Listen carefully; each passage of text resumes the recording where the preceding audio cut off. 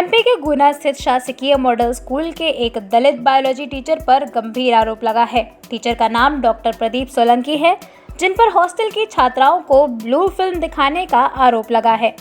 इसकी शिकायत खुद छात्राओं ने लिखित रूप में की, जिसके बाद डॉक्टर प्रदीप सोलंकी कटघरे में खड़े हो गए और पुलिस ने उन्हें गिरफ्तार कर लिया था।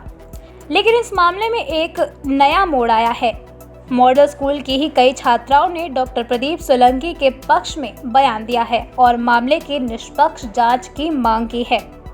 दरअसल पूरा मामला ये है कि पिछले साल 23 दिसंबर को 5 छात्राओं ने डॉक्टर सोलंकी के खिलाफ FIR दर्ज कराई थी। इस मामले में पीड़ित छात्राओं से बाल कल्याण समिति के सदस्यों ने भी बात की थी। छात्राओं ने अपनी आपबीती सुनाते हुए बताया था कि शिक्षक प्रदीप सोलंकी उनके साथ अश्लील हरकत करते थे। विरोध करने पर उन्हें स्कूल से टर्मिनेट करने की धमकी भी देते थे। वहीं इस आरोप से प्रदीप सोलंकी ने साफ इनकार कर दिया, लेकिन पुलिस ने शिक्षक की दलील सुने बिना उनके खिलाफ धारा 354 के तहत अपराध दर्ज कर उन्हें गिरफ्तार कर लिया था। दूसरी तरफ बाल कल्याण समिति की टीम ने भी छात्राओं की शिकायत पर संज्ञान लिया। इस मामले में नया मोड़ तब आया जब मॉडल स्कूल की ही अन्य छात्राओं ने टीचर पर लगे आरोपों के विरोध में याचिका दर्ज कराई और दलील दी कि डॉक्टर सोलंकी के खिलाफ षड्यंत्र कर उन्हें फंसाया जा रहा है। डॉक्टर सोलंकी के पक्ष में छात्राओं ने पुलिस को क्या बयान दिया, ये आप इस वीडियो में देख लें। फिर मैम ने भेज कर दी, जाना है तो इकल्ले को ले जाना है तो मत ले जाओ करके, तो सर दोनों को नहीं लगाई, किसी को भी नहीं लगाई, फिर रहने दिया। तो ये बहस हुई थी, ये सब कुछ होने के पहले ही। ये प्रिंसिपल सर के सामने हुई थी ये बहस, तो है ना? हाँ। मतलब कुल मिला के ये है कि ये षड्यंत्र मैडम के, वार्डन मैडम के द्वारा रचा गया है। यस।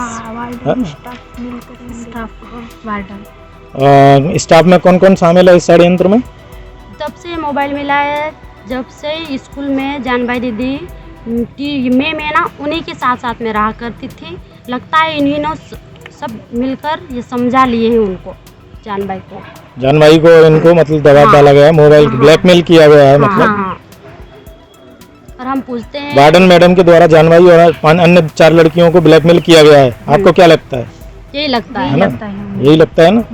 अच्छा, आप बताइए कि स्टाफ में और कौन कौन ने आपको क्या क्या बोला मैडम ने, कि मतलब किस किस के सर के बारे में कुछ मत बोलना, सर ऐसे हैं, गंदे हैं, वैसे हैं? आशा मैम ने बोला था मेरे से, हम दोनों थी साथ में। जब हमारी इंग्लिश का पीरियड लगता है तो इंग्लिश की और भी लड़कियां इंग्लिश पढ़ती है, तो उनको तो नहीं बुलाया, हम दोनों को ही एक रूम में ले जाकर बोला था, बेटा जो कुछ भी बहुत बड़ा मामला है, आप कुछ भी मत बोलना। कुल मिला के यही मान लो कि वो बहुत गंदे सर थे।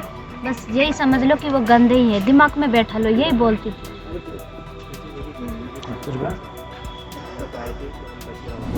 इस मामले में डॉक्टर सोलंकी के बेटे शुभम सोलंकी ने भी कई याचिकाएं जिले के कलेक्टर और DEO को भेजी है।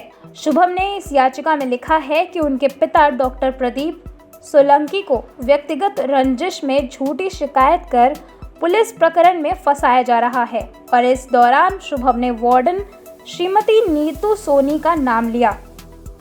और इनको जो है मेरे पापा को पुलिस ने 24 घंटे के अंदर मजिस्ट्रेट के सामने पेश भी नहीं किया। इनकी ये पूरी साजिश के तहत हुआ है जिससे कि इन्हें जेल भेजा जा सके।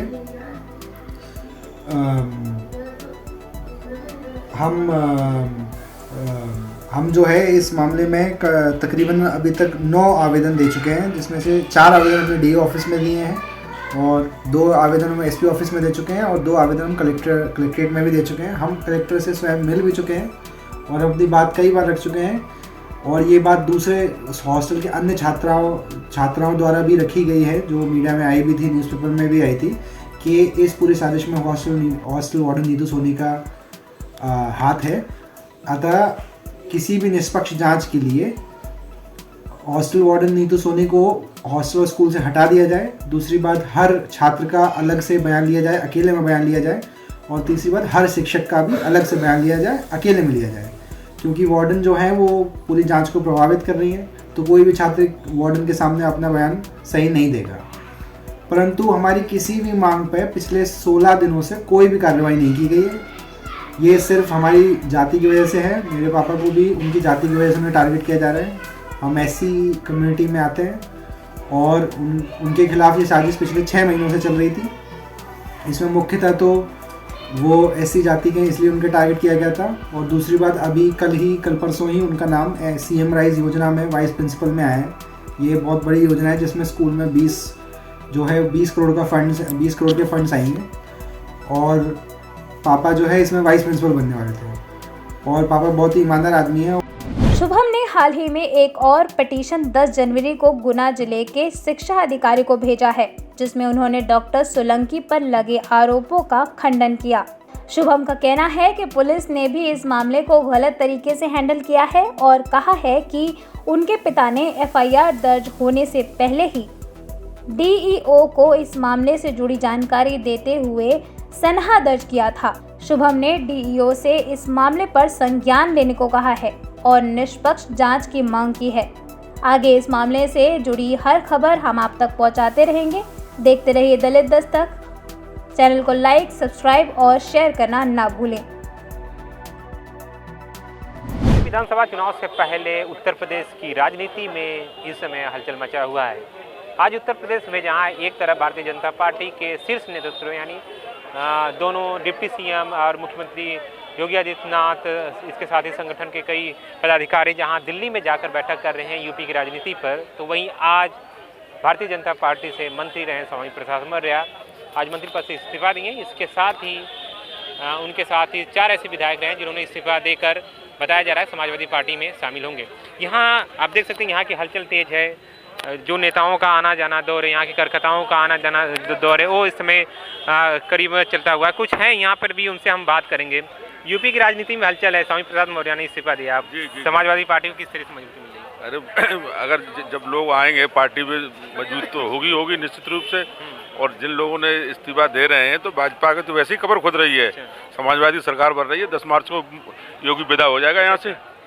दादा, स्वामी प्रसाद मौर्य ने इस्तीफा दिया और ये सपा में शामिल हो रहे हैं। ऐसा लगेगा भीड़ भाड़ ज़्यादा होगी कि या सब संगठन के मजबूत करने के मिलेगी? स्वामी प्रसाद मौर्य के आने से कम 4% वोट समाजवादी पार्टी का और बढ़ गया।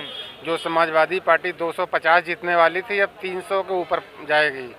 ऐसा माना जा रहा है कि सीट बंटवारे में दिक्कत होगी। क्या ऐसा कुछ दिक्कत नहीं होगी? यहाँ सीट बंटवारे कोई बात नहीं है। प्रसाद मौर्य के आने से सामाजिक न्याय की विजय होगी।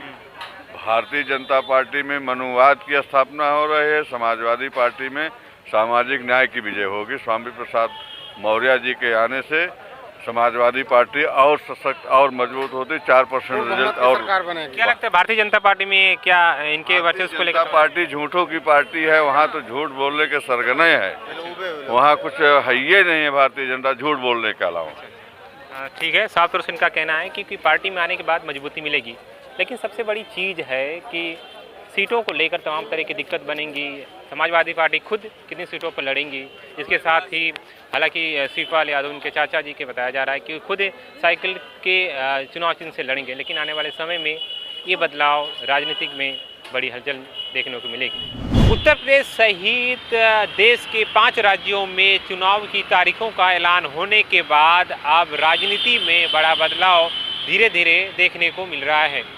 यूपी की राजनीति की बात करें तो बसपा सुप्रीमो मायावती ने एक बड़ा बयान देते हुए ये कहा है कि आने वाले चुनाव में यानी 2022 की विधानसभा चुनाव में वो पार्टी से यानी पार्टी के किसी भी टिकट से चुनाव नहीं लड़ेंगी।